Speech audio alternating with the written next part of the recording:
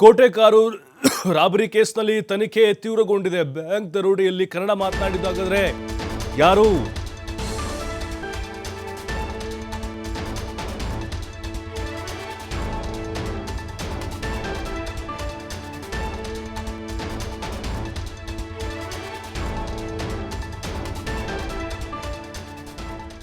ನೋಡಿ, ಈಗ ಕೋಟೆಕಾರು ರಾಬರಿ ಕೇಸ್ನಲ್ಲಿ ಕಾಕಿ ತನಿಖೆ ತೀವ್ರಗೊಂಡಿದೆ. ಬ್ಯಾಂಕ್ ದರೋಡೆಯಲ್ಲಿ ಹಾಗಾದ್ರೆ ಕನ್ನಡ ಮಾತನಾಡಿದ್ದು ಯಾರು ಗೊತ್ತು? ಎಂಟ್ರಿ ಆದ 5 ಜನರಲ್ಲಿ ಕನ್ನಡ ಮಾತನಾಡುವಂತಹ ಸ್ಥಳೀಯರಿದ್ರ? ಯಾಕಂದ್ರೆ ಶಾಲಾ ಮಕ್ಕಳು ಹೇಳಿದಂತೆ ದರೋಡೆ ಟೀಮ್ನಲ್ಲಿದ್ರು ಕನ್ನಡಿಗರು. ಹಾಗಾದ್ರೆ ಯಾರು? ದರೋಡೆ ನಡೆಸಿ ತೆರಳಿದ ಕಾರಿನಿಂದ ಕೋಟೆಕಾರು ಬಳಿ ಇಳಿದಿದ್ರು 3. ಇಬ್ಬರು ಫಿಯೆಟ್ ಕಾರು ಜೊತೆ ಕೇರಳ ಮೂಲಕ ತಮಿಳುನಾಡಿಗೆ ಪ್ರಯಾಣವನ್ನ ಬೆಳೆಸಿದ್ರು. ಮತ್ತೋರ್ವ ಬೈಕ್ನಲ್ಲಿ ಡ್ರಾಪ್ ಕೇಳಿ ರೈಲಿನ ಮೂಲಕ ಮುಂಬೈ ಕಡೆ ಪ್ರಯಾಣವನ್ನ ಬೆಳೆಸ್ತಾರೆ. ಉಳಿದ ಇಬ್ಬರು ಎಲ್ಲಿ ಹೋಗಿದ್ದಾರೆ ಎಂಬ ಮಾಹಿತಿ ಪೊಲೀಸರಿಗೂ ಕೂಡ ಇಲ್ಲಿವರೆಗೂ ಸಿಕ್ಕಿಲ್ಲ. ಮುಂಬೈ ಮತ್ತು ತಮಿಳುನಾಡಿನ ದರೋಡೆಕೋರರ ಟೀಮ್ನಲ್ಲಿದ್ದ ಕನ್ನಡಿಗರು ಕೋಟೆಕಾರು ಬಳಿ ಇಳಿದು ಎಲ್ಲಿಗೆ ಹೋದ್ರು ಎಂಬ ಬಗ್ಗೆ ಇನ್ನೂ ಕೂಡ ಸುಳಿವು ಸಿಕ್ಕಿಲ್ಲ. ಪೊಲೀಸರು ಕೂಡ ಎಲ್ಲ ಆಯಾಮಗಳಲ್ಲಿ ತನಿಖೆಯನ್ನು ಮಾಡ್ತಾ ಇದ್ದಾರೆ. ಹಾಗಾದ್ರೆ ಈ ಬ್ಯಾಂಕ್ ದರೋಡೆಯಲ್ಲಿ ಕನ್ನಡ ಮಾತನಾಡಿದ್ದಾರೆ. ಕನ್ನಡ ಮಾತನಾಡಿದ್ದಾರೆ ಅಂತ ಹೇಳಿದ್ರೆ ಅವರು ಪಕ್ಕ ಅಲ್ಲಿಯವರೇ ಆಗಿರ್ತಾರೆ, ಅಂದ್ರೆ ಕರ್ನಾಟಕದವರೇ ಆಗಿದ್ದಾರೆ ಅನ್ನೋದು ಬಹಳ ಕ್ಲಿಯರ್ ಇದೆ. ಯಾಕೆಂತ ಹೇಳಿದ್ರೆ ಈಗ ಅಲ್ಲಿದ್ದಂಥವ್ರು ತಮಿಳ್ನಾಡು ಈ ಗ್ಯಾಂಗ್, ಅದಕ್ಕೆ ಧಾರಾವಿ ಗ್ಯಾಂಗ್ ಏನು ಗ್ಯಾಂಗ್ ಇದೆ ಅದು ನಟೋರಿಯಸ್ ಗ್ಯಾಂಗು. ಅದರಲ್ಲಿ ಕನ್ನಡ ಮಾತಾಡೋಕ್ಕೆ ಯಾರಿಗಾದ್ರೂ ಬರ್ತಿತ್ತಾ? ಇಲ್ಲ, ಅದರಲ್ಲಿ ಒಂದು ಸ್ಲ್ಯಾಂಗ್ ಇರುತ್ತೆ.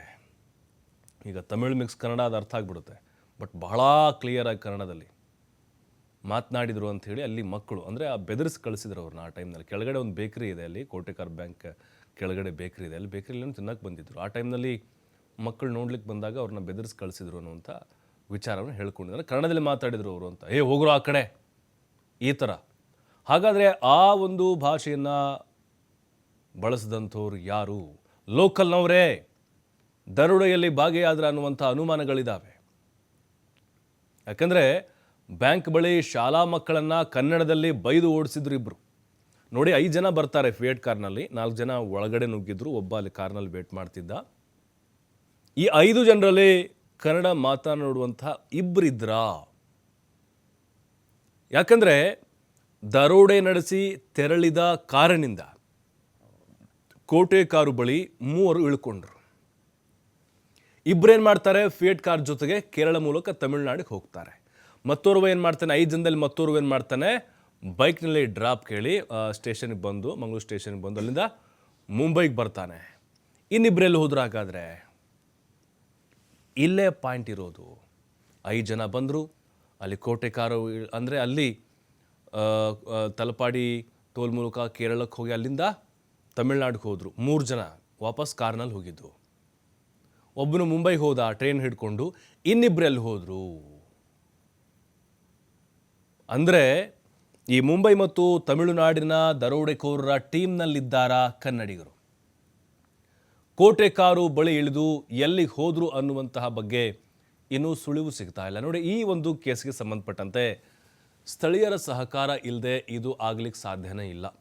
ಯಾಕೆಂದರೆ ಇವನು ಮುರುಗನ್ ಏನಿದ್ದಾನೆ, ಈ ಪ್ರಕರಣದ ಮೇನ್ ಕಿಂಗ್ ಪಿನ್ ಏನಿದ್ದಾನೆ, ಅವನು 1-2 ತಿಂಗಳಿಂದ ಇಲ್ಲಿ ಓಡಾಡ್ತಿದ್ದ, ಚಲನವಲನ ಎಲ್ಲ ಗಮನಿಸಿದ್ದ ಅವನು ಅಂತ ಹೇಳಿದರು ಕೂಡ ಅಲ್ಲಿ ಕೆಲವೊಂದಿಷ್ಟು ಕೆಲವು ಸ್ಥಳೀಯರು ಅವರಿಗೆ ಸಹಕಾರವನ್ನು ಕೊಟ್ಟಿರ್ಬೋದು ಅಂತ ಅನುಮಾನ ಪೊಲೀಸರಿಗಿದೆ.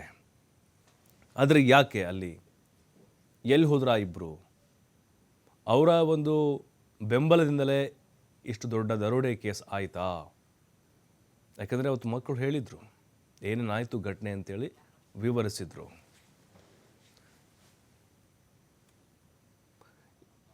ಇವೆಲ್ಲ ನೋಡ್ತಾ ಇದ್ರೆ ಈಗ ಮಕ್ಕಳು ಹೇಳಿದಂತೆ ದರೋಡೆ ಟೀಮ್ನಲ್ಲಿ ಕನ್ನಡಿಗರಿದ್ರು ಅನ್ನುವಂಥ ಮಾಹಿತಿ.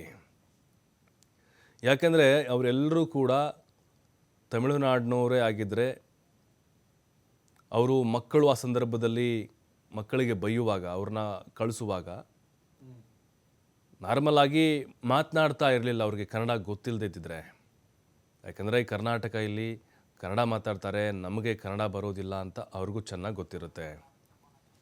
ಮತ್ತಷ್ಟು ಮಾಹಿತಿ ಆದಿತ್ಯ ನೀಡ್ತಾರೆ. ಆದಿತ್ಯ, ಈಗ ಮೇಜರ್ ಟ್ವಿಸ್ಟ್ ಇದು, ಕನ್ನಡಿಗರೇ ಆ ಗ್ಯಾಂಗ್ನಲ್ಲಿ ಇದ್ದಾರಾ ಅನ್ನುವಂಥ ಒಂದು ಅನುಮಾನ. ಯಾಕೆಂದರೆ ಅವರು ಆ ಸಂದರ್ಭದಲ್ಲಿ ಮಕ್ಕಳನ್ನು ಓಡಿಸಿದ್ದು ಆ ಸ್ಥಳದಿಂದ ಅನ್ನೋದು ಭಾಳ ಕ್ಲಿಯರಾಗಿ ಗೊತ್ತಾಗ್ತಾ ಇದೆ. ಸ್ಥಳೀಯರ ಸಹಕಾರ ಇಲ್ಲದೆ ಈ ಒಂದು ದರೋಡೆ ಆಗಿರೋಕ್ಕೆ ಚಾನ್ಸೇ ಇರೋದಿಲ್ಲ ಅನ್ನುವಂಥ ಒಂದು ಮಾಹಿತಿ. ಬಟ್ ಈಗ ಯಾವ ಆಯಾಮದಲ್ಲಿ ತನಿಖೆ ಸದ್ಯಕ್ಕೆ ಸಾಗ್ತಾ ಇದೆ? ಅವರ ಒಂದು ಮಾಹಿತಿ ಸಿಗ್ಬೋದಾ ಇಲ್ವಾ ಅಂತ ಹೇಗೆ? ಪ್ರಭು, ನಿಜವಾಗ್ಲು ಈಗ 3 ಆರೋಪಿಗಳ ಬಂಧನ ಆಗಿದೆ. ಇವರು ಮೂಲತಃ ತಮಿಳುನಾಡು ಮೂಲದವರು ಅನ್ನುವಂತ ಮಾಹಿತಿ, ಮುಂಬೈ ಮತ್ತು ತಮಿಳುನಾಡು. ಆದ್ರೆ ಇನ್ನುಳಿದಂತ ಅಂದ್ರೆ ಅವತ್ತಿನ ದಿನ ನಮ್ಗೆ ಕಂಡು ಬಂದಂತ ಇಬ್ರು ಯಾರು ಅನ್ನುವಂಥದ್ದು ಈಗ ಮೂಡಿರುವಂತ ಪ್ರಶ್ನೆ. ಯಾಕಂದ್ರೆ ಪ್ರಾರಂಭಿಕ ಹಂತದಲ್ಲಿ ಯಾವಾಗ ದರೋಡೆ ನಡೀತು ಅಲ್ಲಿದ್ದಂತ ಸ್ಥಳೀಯರ ಪ್ರತ್ಯಕ್ಷದರ್ಶಿಗಳ ಒಂದು ಮಾಹಿತಿಯನ್ನ ಪಡೆದ ಸಂದರ್ಭ, ಪ್ರಮುಖವಾಗಿ ಆ ಶಾಲೆಗೆ ಹೋಗುವಂತ ಮಕ್ಕಳು ಅವ್ರು ಕೆಳಗಡೆ ಇದ್ರು.